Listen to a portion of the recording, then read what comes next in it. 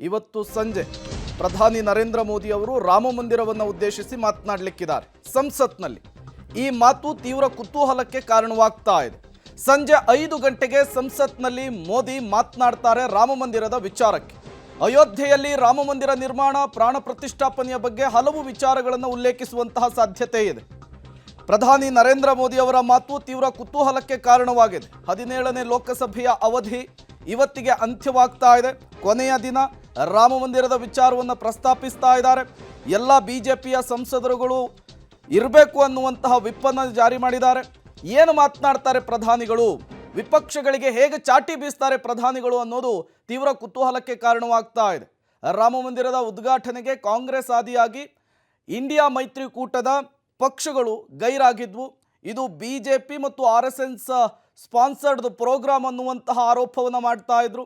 ಎಲ್ಲ ಬೆಳವಣಿಗೆಗಳ ನಡುವೆ ಶತಶತಮಾನಗಳ ಕನಸು ನೆರವೇರಿತು. ಪ್ರಧಾನಿ ನರೇಂದ್ರ ಮೋದಿಯವರ ಯಜಮಾನಿಕೆಯಲ್ಲಿ ರಾಮ ಮಂದಿರ ಉದ್ಘಾಟನೆಯಾಗಿತ್ತು. ಹಲವು ವಿಚಾರಗಳನ್ನು ಪ್ರಸ್ತಾಪಿಸಿ ಇವತ್ತು ಸಂಸತ್ನಲ್ಲಿ ಪ್ರಧಾನಿಗಳು ಮಾತನಾಡಲಿಕ್ಕಿದ್ದಾರೆ. ಮತ್ತಷ್ಟು ಡೀಟೇಲ್ಸ್ ಅನ್ನು ಕೊಡ್ತಾರೆ ನಮ್ಮ ಪ್ರತಿನಿಧಿ ಶಬೀರ್, ನೇರ ಸಂಪರ್ಕದಲ್ಲಿ ಜಾಯಿನ್ ಆಗಿದ್ದಾರೆ. ಶಬೀರ್, ಇವತ್ತು 17ನೇ ಇವತ್ತು ಕೊನೆಯ ಸಂಸತ್ನ 17ನೇ ಸಂಸತ್ನ ಕೊನೆಯ ಅಧಿವೇಶನ ತೀವ್ರ ಕುತೂಹಲ ಕೆರಳಿಸ್ತಾ ಇದೆ. ಪ್ರಧಾನಿ ನರೇಂದ್ರ ಮೋದಿ ಅವರ ಮಾತು, ಅದರಲ್ಲೂ ಕೂಡ ರಾಮ ಮಂದಿರದ ವಿಚಾರಕ್ಕೆ ಸಂಬಂಧಪಟ್ಟಂತೆ ಏನೆಲ್ಲ ನಿರೀಕ್ಷೆ ಮಾಡಬಹುದು, ಪ್ರಧಾನಿಗಳು ಯಾವೆಲ್ಲ ವಿಚಾರಗಳನ್ನು ಪ್ರಸ್ತಾಪಿಸಬಹುದು ಅಂತೇಳಿ? ಪ್ರೇಮ, ಪ್ರಮುಖವಾಗಿ 3 ವಿಚಾರಗಳನ್ನ ಪ್ರಧಾನಮಂತ್ರಿ ನರೇಂದ್ರ ಮೋದಿ ಅವರು ಮಾತನಾಡುವಂತ ಸಾಧ್ಯತೆಗಳಿದಾವೆ. ನಂಬರ್ 1 ರಾಮ ಮಂದಿರ ವಿಚಾರಕ್ಕೆ ಸಂಬಂಧಪಟ್ಟಂತೆ, ಎರಡನೇದಾಗಿ ಇತ್ತೀಚೆಗೆ ಯಾರಿಗೆಲ್ಲ ಭಾರತ ರತ್ನ ಪ್ರಶಸ್ತಿಯನ್ನು ಕೊಡಲಾಗಿದೆ ಮತ್ತೆ ಅವರ ವಿಶೇಷವಾದಂತಹ ವ್ಯಕ್ತಿತ್ವ ಅಥವಾ ದೇಶಕ್ಕೆ ಅವರು ನೀಡಿದಂತ ಕೊಡುಗೆಗೆ ಸಂಬಂಧಪಟ್ಟಂತೆ ಮಾತನಾಡುವಂತ ಸಾಧ್ಯತೆಗಳಿದಾವೆ. ಇದ್ರ ಜೊತೆಗೆ ಇತ್ತೀಚೆಗೆ ಲೋಕಸಭೆ ಮತ್ತೆ ರಾಜ್ಯಸಭೆಯಲ್ಲಿ ಮಂಡಿಸಲಾಗಿರುವಂತಹ ಕೇಂದ್ರ ಸರ್ಕಾರದ ವೈಟ್ ಪೇಪರ್ ವಿಚಾರಕ್ಕೆ ಸಂಬಂಧಪಟ್ಟಂತೆ ಪ್ರಧಾನಮಂತ್ರಿ ನರೇಂದ್ರ ಮೋದಿ ಅವರು ಮಾತಾಡಲಿದ್ದಾರೆ. ಈ 3 ವಿಚಾರಗಳಿಗೆ ಸಂಬಂಧಪಟ್ಟಂತೆ ವಿಶೇಷವಾದಂತಹ ಭಾಷಣವೂ ಕೂಡ ಇರುತ್ತೆ.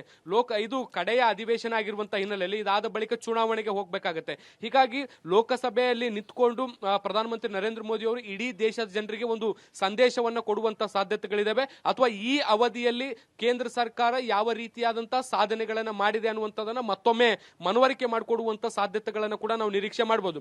ಈ ಹಿಂದೆ ಬಜೆಟ್ನ ರಾಷ್ಟ್ರಪತಿಗಳ ಭಾಷಣ ಉದ್ದೇಶಿಸಿ ಮಾತನಾಡಬೇಕಾದಂತಹ ಸಂದರ್ಭದಲ್ಲಿ ಕೇಂದ್ರ ಸರ್ಕಾರದ ಎಲ್ಲಾ ಸಾಧನೆಗಳ ವಿಚಾರಕ್ಕೆ ಸಂಬಂಧಪಟ್ಟಂತೆ ಈಗಾಗಲೇ ಮಾತನಾಡಿದ್ದಾರೆ. ಇದರ ಜೊತೆಗೆ ವಿಶೇಷವಾಗಿ ಆರ್ಥಿಕ ತಾರತಮ್ಯದ ವಿಚಾರಗಳು ಏನ್ ಬಂದಿದೆ ಅದಕ್ಕೆ ಪೂರಕವಾಗಿ ವೈಟ್ ಪೇಪರ್ ಅನ್ನ ಮಂಡಿಸಲಾಗಿತ್ತು. ಅದನ್ನ ಕೂಡ ಮಾತನಾಡುವಂತ ಸಾಧ್ಯತೆಗಳಿದಾವೆ.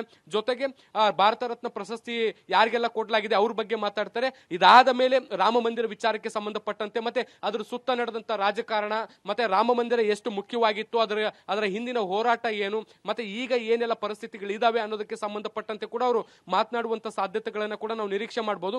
ಒಂದ್ ರೀತಿ ಚುನಾವಣೆಗೆ ಸನ್ನದ್ಧ ಆಗುವಂತ ನಿಟ್ಟಿನಲ್ಲಿ ಪಾರ್ಲಿಮೆಂಟ್ ಅಲ್ಲಿ ನಿಂತ್ಕೊಂಡು ಇಡೀ ದೇಶದ ಜನರಿಗೆ ಒಂದು ವಿಶೇಷವಾದಂತಹ ಅಥವಾ ಬೇರೆ ರೀತಿಯಾದಂತಹ ಸಂದೇಶವನ್ನು ಕೊಡುವಂತ ಪ್ರಯತ್ನವನ್ನು ಕೂಡ ಈಗ ಪ್ರಧಾನಮಂತ್ರಿಗಳು ಮಾಡುವಂತ ಸಾಧ್ಯತೆಗಳಿದಾವೆ. ಸಂಜೆ 5 ಗಂಟೆಗೆ ಅವರು ಮಾತಾಡಬಹುದು ಅನ್ನುವಂತ ಮಾಹಿತಿಗಳು ಕೂಡ ಸದ್ಯಕ್ಕೆ ಲಭ್ಯವಾಗಿದ್ದಾವೆ. Prem, okay, thank you Shabeer ತಮ್ಮೆಲ್ಲ ಮಾಹಿತಿಗಾಗಿ.